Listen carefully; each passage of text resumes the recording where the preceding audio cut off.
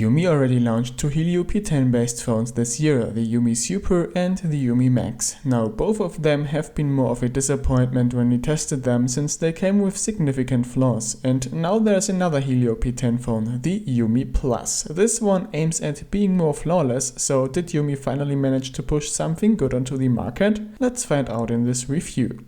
When you order the UMi Plus, you get a multi-language quick start guide, a USB Type-C cable, a Pump Express Plus charger and a SIM needle.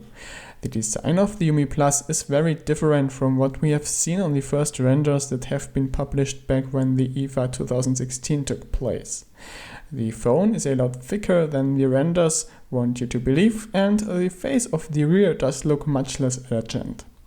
No question, the UMi Plus is still a nice looking phone, but the design got some flaws which make it obvious that this phone ain't a premium product.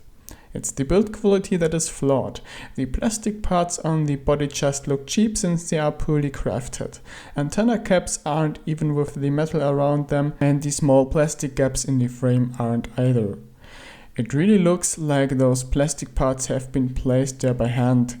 They definitely didn't use nano-injection molding there. Another part that UMi, once again, didn't manage to deliver is hardware buttons that sit in place tightly. Shaking the phone, you hear them clattering, which is one more thing that just screams cheap. Also, the tactile feedback is rather bad and it's way too easy to press the buttons. At least the UMi Plus is a tiny bit thinner than its predecessor. We measured 8.9mm without the camera and 9.4mm including the camera module. Now that's definitely not what we call a slim phone, but still the phone feels slimmer than it actually is. Responsible for this feel is a little trick they used. The frame is very slim and the thickness of the phone happens on the rear in form of a bulge towards the center. Another thing that adds to the feel of slimness is the reduced weight of 199 grams. Yep, that's still quite heavy, but don't forget that we've got a large battery here. One more new thing can be found on the front. The RGB status LED has been moved to the top next to the phone receiver again. Below the screen we now find a physical home button which includes a fingerprint scanner. Unfortunately, this button again has very weak tactile feedback, but at least doesn't move around. The screen bezels are rather slim at 2mm and seem even slimmer due to the 2.5D glass used on here. Including the phone's frame, the bezels are 4mm in width, which is still less than on the iPhone 7 Plus for example. And with the bezels, let's move on to the screen. UMi once again use a 5.5-inch LTPS LCD panel made by Sharp. The screen is pretty decent and offers a nice overall picture with natural colors. If you like your colors more intense, Mirror Vision is there for you to make adjustments. The viewing angles are good, but white gets slightly grayish quickly. The maximum brightness could be a tad higher to make up for better outdoor readability. The touchscreen works fast and reliably. When writing and scrolling stuff around, there's just a slight input lag. It's not a high quality digitizer though, which becomes obvious when for example moving icons diagonally. You can see an up-wire stairway effect happening then, which means low touch resolution. The glass used by UMi is Dynorex T2X-1. This glass unfortunately isn't as scratch-proof as Gorilla Glass. Carrying the phone along the keys in the pocket, we hadn't any scratches, but sliding it across a stone table resulted in tons of micro scratches and a few deeper ones. So the glass is scratch-proof, but only in a limited way. Better use a screen protector to be on the safe side. By the way, the glass also appears to have an anti-fingerprint coating. It really takes a while until you see smudges, and the gliding properties of the glass are decent. Specs wise, we have been a tad disappointed about the processor, which once again is a MT6755M, which is the Helio P10 but underclocked at 1.8 GHz. We really would have liked to see the 2 GHz version of this chip since it does offer a much better gaming performance. The MT6755M is capable running Android very smooth, but if you want to play high-end games you will have to live with lags or set down the graphic settings. What surprised us is the speedy memory inside the UMi Plus. Data memory reaches more than 200 MB per second reading speed and almost 140 MB per second writing speed, and the RAM is pretty speedy as well, at almost 6 GB per second. What's more, the sensor equipment is very good, everything important is there, and it includes a well-working gyroscope and compass. A step counter is present as well and is recognized by Google Fit and other fitness tracking apps.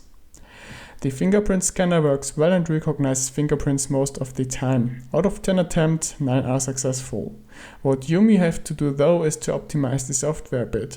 Right now, unlocking can take up to 2 seconds when the screen is off. On the software side, we find the typical Android 6.0 Marshmallow running on all current Helio P10 UMi phones. Compared to the predecessors Super and Max, there is absolutely no difference and the features are the same. The firmware can be called vanilla Android since besides a few extra settings there are no UI changes. What's strange, there is no configuration for the new home button and that's sad since it doesn't work well right now. Both touching and pressing the button does the same thing. The phone goes back to the home screen and no, that does not make any sense in case you wonder. It even causes issues since the system doesn't predict what you wanna do. Pressing the button actually triggers the home key twice. One time when you touch the button and another time when you finally press it.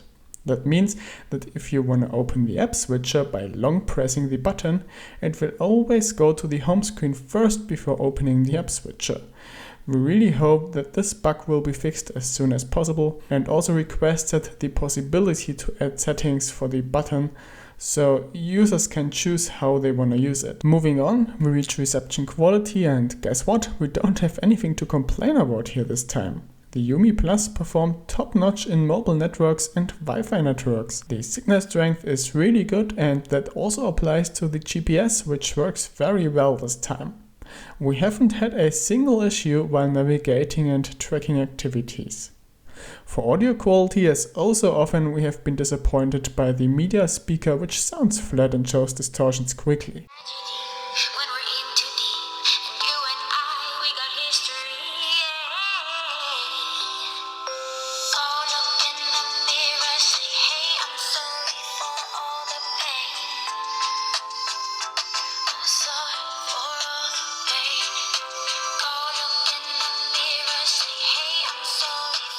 Through headphones the audio quality is pretty good and very loud, but that was to expect due to the hi-fi hardware inside.